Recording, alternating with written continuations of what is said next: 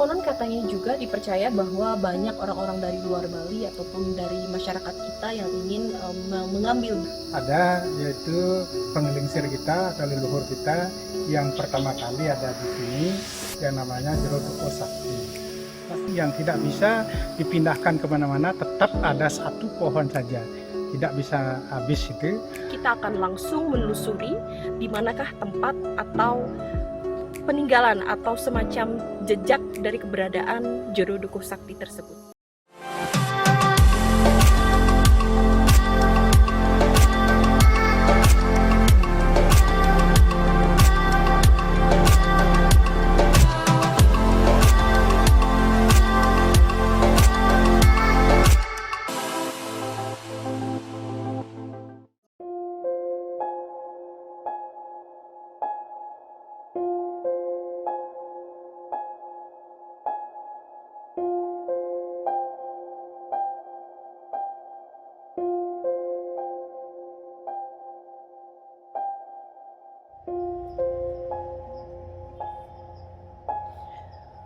Selamat sore sahabat Godevi, hari ini kita berada di Desa Sibetan, Kecamatan Bebandem, Kabupaten Karangasem.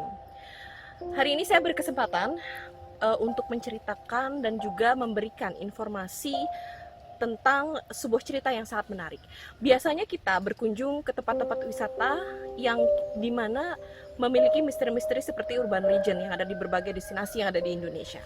Kali ini kita ada di Desa Sibetan, salah satu desa wisata yang ternyata juga punya cerita menarik. Sebuah legend, sebuah legenda yang konon dipercaya oleh masyarakat sekitar sebagai suatu cerita yang menjadi kepercayaan mereka secara turun-temurun.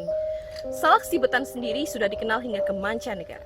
Tapi tahu tidak, bagaimanakah cerita di balik salak Sibetan itu hingga memiliki cita rasa yang khas dan berbeda dari salak-salak yang ada di tempat lainnya? Kali ini saya tidak sendirian. Di acara Godevi Explore Village kali ini kita akan mengungkap bagaimana legenda dari Desa Sibetan yang tentu akan lebih menitik pada salak itu sendiri.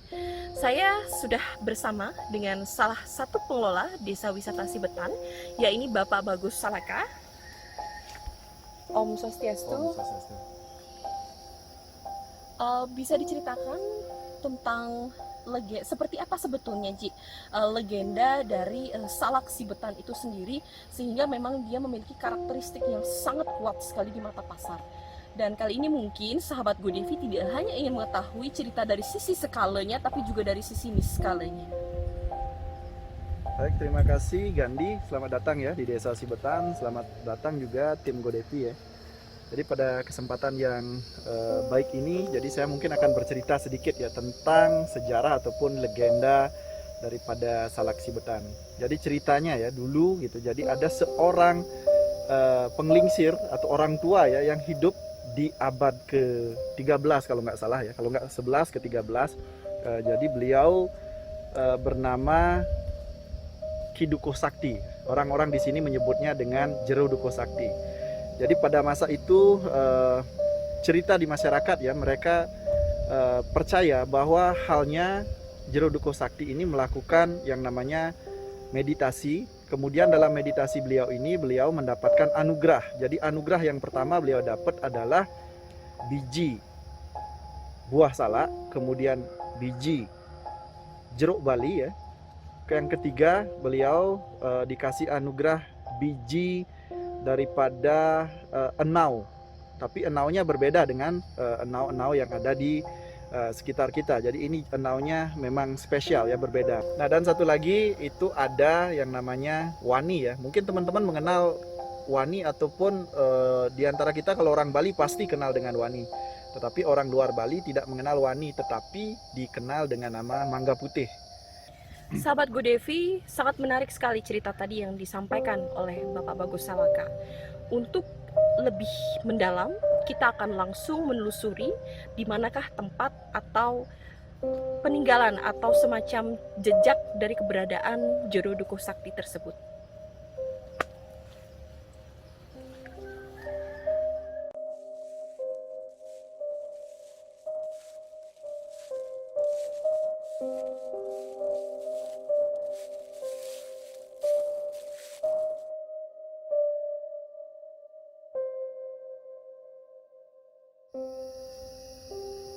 Sahabat Godevi, masih bersama saya hari ini di Desa Sibetan. Jadi di desa begitu banyak hal-hal menarik yang ingin kita ketahui. Selain aktivitas budaya, alam, dan spiritual, banyak mitos-mitos dan juga legenda yang menarik sekali untuk kita ketahui. Dan saat ini kita melanjutkan penelusuran dari legenda Salak Sibetan itu sendiri. Kita sudah berada yaitu di salah satu pura yang lebih lanjut akan diceritakan oleh pelaku lokalnya, masyarakat lokalnya sendiri.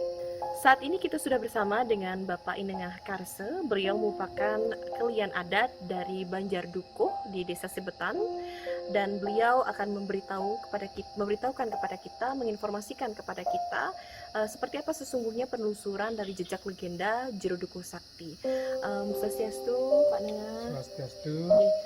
Pak Nengan, bisa diceritakan kepada kami, sahabat Godevi, hari ini kita sudah berada di Pura Napi nih Pak, namanya.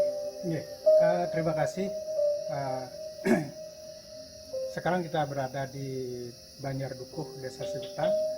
Nah, kalau menyelusuri tentang sejarah daripada desa dusun Dukuh, yang namanya Dukuh di sini adalah dulu ada yaitu penggelingsir kita atau leluhur kita yang pertama kali ada di sini yang namanya Jero Dukuh Sakti.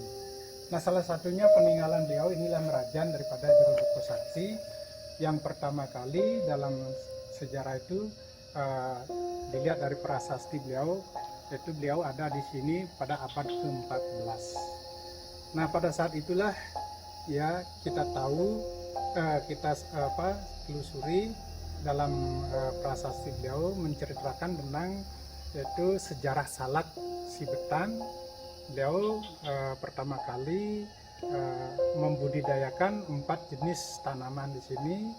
Salah satunya adalah salak yang kita diwarisi sampai saat sekarang. Yang kedua ada jake, namanya jake muding. Yang ketiga ada pohon wani. Yang keempat itu sumage Bali. Nah, itulah sejarah peninggalan dari beliau sebagai penemu pertama yang ada di Dusun Dukuh ini.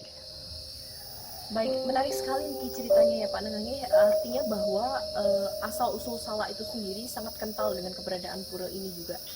Boleh diceritakan mungkin Pak lebih mendalam lagi, berarti asal-usul dari Salak itu sendiri memang tumbuh liar atau dibudidayakan atau seperti apa oleh Jero Dukuh ini pada abad ke-14 nih? Jadi kalau dilihat dari prasasti beliau itu ada tanaman itu langsung dibudidayakan 4 jenis tanaman yang beliau tekuni. Satu-satunya itu adalah salak Bali. Jadi beliau mulai abad ke-14 itu sudah membudidayakan salak sebagai sarana untuk upacara beliau, karena beliau banyak punya acara-acara dalam upacara, sehingga yang dipakai itu adalah salak dan yaitu sumage Bali. Nah, beliau itu membudidayakan di Dusun Dukuh ini, sehingga masih kita lestarikan sampai sekarang. Salak itu ada di Dukuh ini ya, dan masyarakat itu ya sangat ya menyukainya atau menekuninya dan dilestarikan gitu. Menarik sekali, ternyata salak ini dibudidayakan ya, dan sudah ada sejak tahun abad ke-14 itu sendiri. Nah, selain ternyata kisah-kisah atau kepercayaan tentang salak ini sendiri dan kaitannya dengan Jero Dukuh Sakti pada saat itu, ada juga konon cerita katanya yang menurut kepercayaan masyarakat sekitar salah satu jenis tumbuhan di sini yang konon katanya tidak bisa tumbuh di tempat lain, hanya bisa tumbuh di Desa Sibetan ini, bahkan hanya bisa tumbuh di salah satu titik yang mungkin bisa dikatakan tidak di sembarang tempat begitu ya Pak Nengan. Bisa diceritakan mungkin kepada kita? Nah, itu adalah peninggalan daripada beliau, yaitu ada yang namanya jake muding. Jadi jake muding itu semacam pohon enau, tapi terus tumbuh, dia tidak tidak akan mati karena seperti pohon kelapa, dia tumbuh. Nah, itu salah satu peninggalan beliau, itu sepertinya tonggak sejarah beliau yang ada di Dukuh, sehingga Dukuh ini dikenal dengan Dukuh Muding karena ada jake muding yang tidak bisa dipindahkan kemana-mana, tetap ada satu pohon saja, tidak bisa habis itu. Nah, itu juga pada beliau itu adalah sebagai sarana upacara juga di saat-saat ada upacara besar. Nah, itu ditumbuhnya di bawah di pusat sumber air, itu tetap ada di sana. Konon katanya juga dipercaya bahwa banyak orang-orang dari luar Bali ataupun dari masyarakat kita yang ingin mengambil bibit dari Jakomoding ini ya Pak Nge. Tapi belum bisa tumbuh seperti apa yang ada di Sibetan. Dan menurut kepercayaan masyarakat juga katanya bahwa banyak juga orang-orang di luar Sibetan ini yang mengambil beberapa bagian dari Jakomoding itu digunakan untuk sarana upacara. Mungkin bisa diceritakan kepada kami seperti apa? Ya, mungkin itu adalah suatu tonggak sejarah dari beliau. Jero Dukuh Sakti punya tanaman itu, sehingga Jakomoding itu hanya ada di Dusun Dukuh saja. Di tempat lain tidak ada, karena banyak peneliti baik dari pertanian dan sebagainya datang untuk mengambil bibitnya itu dipindahkan ke tempat lain, itu tidak berhasil. Tapi yang ada di lokasi itu hanya satu pohon saja, tapi anaknya itu ada, ya bibit-bibitnya itu masih ada, tapi tidak bisa dipindahkan ke tempat lain karena mungkin itu sudah kehendak daripada beliau, sehingga beliaulah punya tanaman itu tidak boleh dipindahkan kemana-mana. Karena itu penting sekali untuk dalam saat-saat upacara besar yang ada di Bali. Sahabat Bu Devi, tadi sudah disampaikan oleh Bapak Bagus Salaka dan juga oleh Bapak Nengah mengenai bagaimana legenda dan mitos-mitos lokal terkait keberadaan Jero Dukuh Sakti, Salak dan juga pohon Jakomoding itu sendiri. Dan erat kaitannya bagaimana masyarakat masih menjaga kelestarian dan kesakralan dari peninggalan-peninggalan beliau. Seperti salah satunya yang ada di belakang saya ini adalah merajan dari Jero Dukuh Sakti pada abad yang sudah disebutkan tadi, yaitu adalah abad 14, dan sampai saat ini kerajaan ini masih disungsung oleh masyarakat lokal sekitar, masih dijaga dengan baik sekali. Bagaimana itu merupakan sebuah bentuk penghormatan dan bakti masyarakat lokal atas berkah yang telah diterima. Hingga saat ini salak Sibetan menjadi salah satu komoditas yang sangat memberikan manfaat besar bagi petani yang ada di desa Sibetan, dan juga dikaitkan dengan desa wisata, dapat memberikan multiplier effect atau bonus terhadap ekonomi masyarakat lokal sekitar. Dan tentu saja kita sebagai wisatawan dan juga kita sebagai masyarakat umum sudah sebaiknya untuk tetap menjaga kelestarian yang ada di desa, karena bagaimanapun juga berbagai hal yang ada di desa itu sendiri, potensi-potensi dan cita-cita menarik itu sendiri tidak terlepas dari nilai-nilai pelestarian yang ada di desa tersebut. Baik sahabat Bu Devi, itu yang dapat saya sampaikan. Sampai jumpa lagi pada acara Explore Village berikutnya. Sampai jumpa.